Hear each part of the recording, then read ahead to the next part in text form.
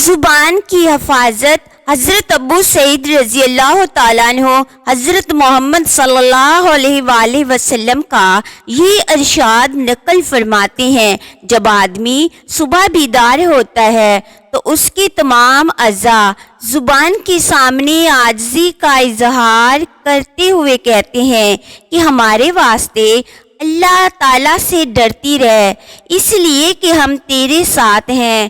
اگر تو سیدھی راہ ہے تو ہم بھی سیدھے رہیں گے، اور اگر تو ٹیڑھی ہو گئی تو ہم بھی ٹیڑھے ہوں گے۔ معلوم ہوا کہ زبان کو قابو میں رکھنا اللہ تعالیٰ سے حیا کا حق ادا کرنے والے کے لیے ضروری ہے، اس کے بغیر شرم کا حق ادا نہیں ہو سکتا۔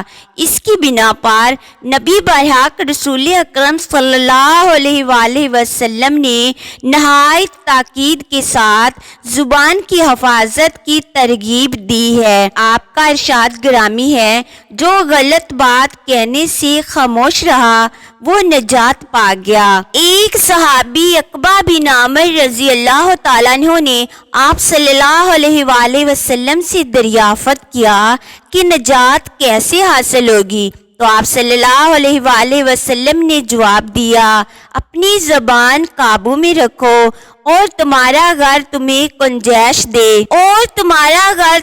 گنجائش دے بلا ضرورت وہاں سے نہ نکلو، اور اپنی غلطی پر اظہار ندامت کے طور پر رویا کرو۔ حضرت سفیان بن عبداللہ ثقفی رضی اللہ تعالیٰ عنہ نے آپ صلی اللہ علیہ وآلہ وسلم سے دریافت کیا کہ یا رسول اللہ صلی اللہ علیہ وآلہ وسلم، آپ میرے متعلق سب سے زیادہ کس بات سے خائف ہیں؟ تو آپ صلی اللہ علیہ وآلہ وسلم نے اپنی زبان پکڑی اور اس کی طرف اشارہ کر کے فرمایا، حذا، یعنی سب سے زیادہ خطرے کی چیز یہ زبان ہے۔ آپ صلی اللہ علیہ وآلہ وسلم نے ارشاد فرمایا، انسان کا خاموشی کو اختیار کرنے کا مرتبہ 60 سال کی عبادت سے بڑھ کر ہے۔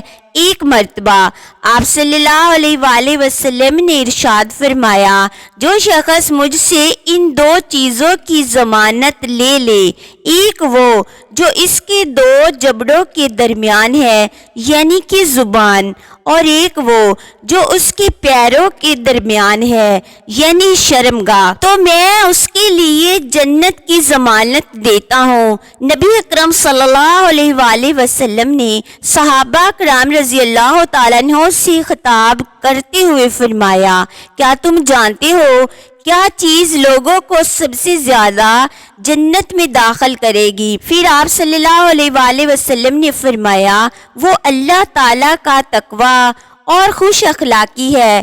کیا تمہیں معلوم ہے سب سے زیادہ کیا چیز لوگوں کو جہنم میں پہنچائے گی؟ وہ 2 چیزیں ہیں، منہ اور شرمگاہ۔ حضرت بلال بن حارث رضی اللہ تعالیٰ عنہ یہ ارشاد نبوی صلی اللہ علیہ وآلہ وسلم نقل فرماتے ہیں، بے شک بسا اوقات آدمی کوئی خیر کی بات زبان سے نکالتا ہے مگر اس کے درجے کو نہیں جانتا کہ اللہ تعالیٰ اس کلمے کے ذریعے اس کے لیے قیامت تک اپنی رضا کو لکھ دیتا ہے۔ آدمی کوئی برا کلمہ کہتا ہے، اس کے درجے کو بھی نہیں جانتا کہ اللہ تعالیٰ اس کی وجہ سے قیامت تک اسے اپنی ناراضگی مقرر فرما دیتا ہے۔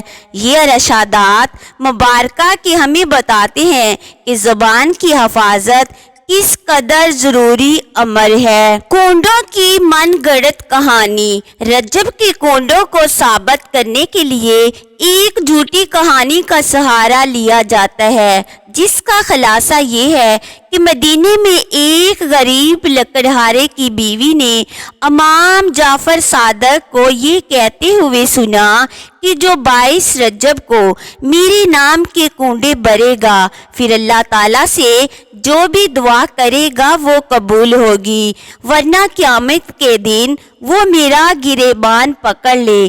چنانچہ اس لکڑہارے کی بیوی نے ایسا ہی کیا۔ اس کا شوہر بہت سا مال لے کر واپس لوٹا اور ایک شاندار محل تعمیر کر کے رہنے لگا۔ اور وزیر کی بیوی نے کنڈوں کو نہ مانا تو اس کے شوہر کی وزارت ختم ہوگی۔ پھر اس نے توبہ کی اور کنڈے بھرے تو دوبارہ وزیر بن گیا۔ اس کے بعد بادشاہ اور قوم ہر سال دھوم دھام سے یہ رسم منانے لگے۔ یہ ایک قبیحہ بدتو رسم ہے جو دشمنان صحابہ رضی اللہ تعالیٰ عنہ کی ایجاد کردہ ہے۔ اس کی ایجاد صرف اور صرف بغض معاویہ رضی اللہ تعالیٰ عنہ کے اظہار کے لیے ہے۔